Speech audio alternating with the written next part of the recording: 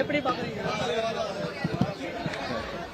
September 15 அண்ணா பிறந்தநாள் அன்றைக்கு இங்க சென்னையில் டி நகர்னு நினைக்கிறேன், அங்க மீட்டிங்ல பழனிசாமி எப்படியெல்லாம் வீரவசனம் பேசினார்.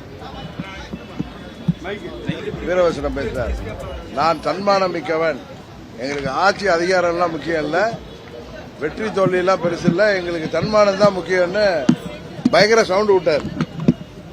பத்தாவதுக்கு பத்திரிகைகள்லயும் ஊடகத்திலையும் அவர் ஏதோ அவருடைய அந்த எழுச்சி பயணத்தை தள்ளி வைத்திருக்கிறதுக்கு காரணங்கள் போட்டதை கோச்சிக்கிட்டாரு. அவர் ஏதோ வானிலை அறிக்கையெல்லாம் படிச்சு மழை பெய்யுங்கிறதுனால தள்ளி வச்சேன்னு கதையெல்லாம் விட்டுட்டு டெல்லிக்கு போய் நமது துணை ஜனாதிபதி அவர்களை பார்த்துட்டு இரவு ஹோம் மினிஸ்டரை சந்திச்சிருக்காரு. இது ஏற்கனவே ஊடகத்தில் வந்துச்சு, அவர் ஹோம் மினிஸ்டரை அவரை அழைத்திருக்கிறாரு, அதுக்காக போறாருன்ட்டு. இதுக்கு எதுக்கு இவ்வளோ இப்படியெல்லாம் பொய் சொல்லி யாரை ஏமாத்த பார்க்கிறார்? நான் எப்பயும் சொல்றேன், தமிழ்நாட்டு மக்களையும் மற்ற அரசியல் கட்சியை சேர்ந்தவர்களையும் இனிமேலும் பழனிசாமி ஏமாற்ற முடியாது.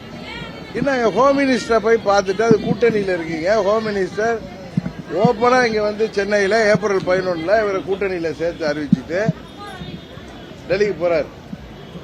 என்ன காரணம்? இப்படி ஹோம் மினிஸ்டரை பார்த்துட்டு வெளில வர்றப்ப முகத்தை மூடிக்கிட்டு வர வேண்டிய அவசியம் என்ன இருக்கு? இதுவரை கேள்விப்பட்டிருக்கீங்களா? அரசியல்ல எந்த ஒரு கட்சி தலைவராவது டெல்லியில சென்று அல்லது வேற எங்கோ கூட்டணி கட்சி தலைவர்களை சந்தித்து விட்டு வரும் பொழுது இப்படி முகத்தை மூடிக்கொண்டு ஓடி வருவதை பார்த்திருக்கீங்களா? யார் இப்படி முகத்தை மூடிட்டு வருவாங்கன்னு உங்களுக்கு தெரியும். எனக்கு நேற்று ஊடகங்கள் மூலம் தான் தெரிஞ்சு, பக்கத்தில் உட்கார்ந்தது அவருடைய அன்பு மகன், 2 பேரும் மூஞ்ச மூடிட்டு வர்றாங்கன்ட்டு.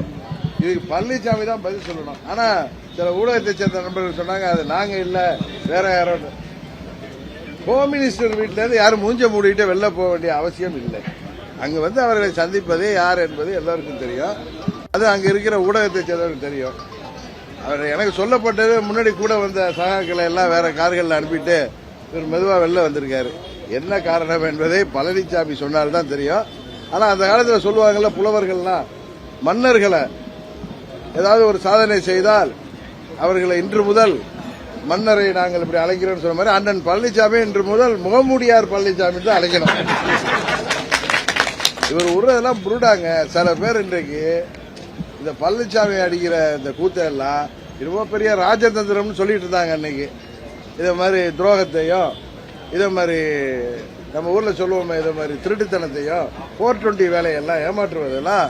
ஆனா அது வந்து ஆட்சி பொறுப்புல இருக்காரு அப்படிங்கிறதுனால எதை வாங்கிட்டாங்களோ தெரியல. அவரை அப்பெல்லாம் பெரிய ராஜதந்திரின்னு சொன்னவங்க இன்றைக்கு அவரே ஏத்து பேசுறாங்க. இன்னும் சில பேர் அவரை டான்கின்னாங்க.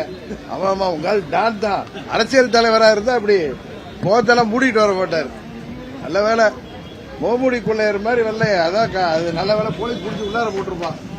இதுதான் பழனிசாமியின் நடத்தை, இதுதான் அவருடைய குணாதிசயம், இதுதான். தமிழ்நாட்டு மக்கள் இனி அவரிடம் ஏமாற மாட்டார்கள். அங்கு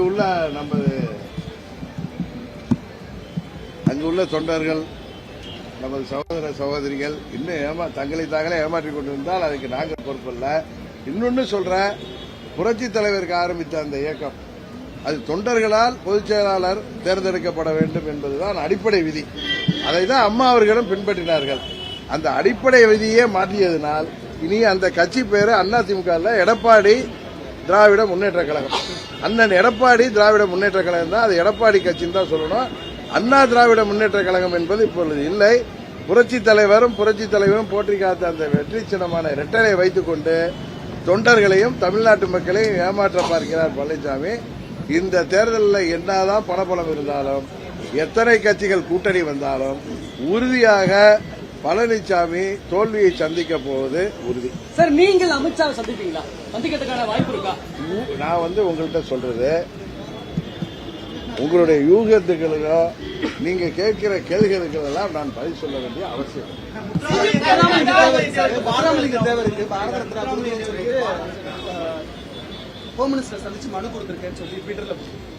அதாவது தேவர் பெருமகனார் என்பவர் நமது தென் மாவட்டங்களில் எல்லா மக்களாலும் மிகவும் மதிக்கப்படக்கூடிய, இன்னும் சொல்ல போனால் தெய்வமாக வணங்கக்கூடிய ஒரு பெரிய மகான். அவருக்கு பாரத ரத்னா வழங்கப்பட வேண்டும் என்பது அந்த பகுதி மக்களின் நீண்ட நாள் கோரிக்கை. அதை யார் எடுத்து போய் முன்வைத்தாலும் அது தவறில்லை. ஆனால் அந்த பகுதி மக்களை எப்படியெல்லாம் அரசியல் ரீதியாக 10.5% என்று அறிவித்து ஒரு கண்ணுக்கு வெண்ணையும் ஒரு கண்ணுக்கு சுண்ணாம்பு வைத்து அந்த பகுதிக்கு செல்லும் பொழுதெல்லாம் 105 சமுதாயத்தைச் சேர்ந்த மக்கள் எப்படியெல்லாம் கடந்த முறை இவர் சென்றப்போ கூட எவ்வளவெல்லாம் இவருக்கு எதிராக இருக்கிறார்கள் என்பது தெரிந்து அதை எப்படியாவது அவர்களை சரி செய்ய வேண்டும் என்பதற்காக அவர் முயற்சி எடுக்கிறார். அதே நேரத்தில் யார் போய் தேவரையா அவர்களுக்கு பாரத ரத்னா விருது வழங்க வேண்டும் என்று கோரிக்கை வைத்தாலும் அது ஒரு நல்ல கோரிக்கை தான். அவர் சொல்ற மாதிரியே தென் தமிழ்நாட்டில் வசிக்கிற மக்கள்லாம் ஒன்றும் முட்டாள்கள் இல்லை. இதே மாதிரி முகமூடி கொள்ளையர்கள் எல்லாம் பார்த்து அவர்கள் ஏமாற மாட்டாங்க.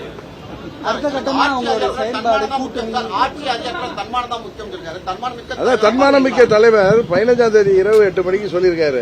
16ஆம் தேதி இரவு 8 மணிக்கு அவர் தன்மானம் மிக்க தலைவர் எப்படி வெளியில வந்தாருங்கிறது உங்களுக்கு தெரியும். பொறுத்திருங்க, டிசம்பர் மாதம் வரை பொறுத்திருங்கள். ஒன்றை மாற்றம் சொல்கிறேன், அம்மா மக்கள் முன்னேற்ற கழகம் இந்த தேர்தலில் போட்டியிடுகிற கூட்டணி எந்த கூட்டணியில் இடம்பெறுகிறதோ அதுதான் வெற்றி கூட்டணி, உறுதியாக ஆட்சி அமைக்கின்ற கூட்டணியாக இருக்கும் என்பதை மாத்திரம் சொல்றேன்.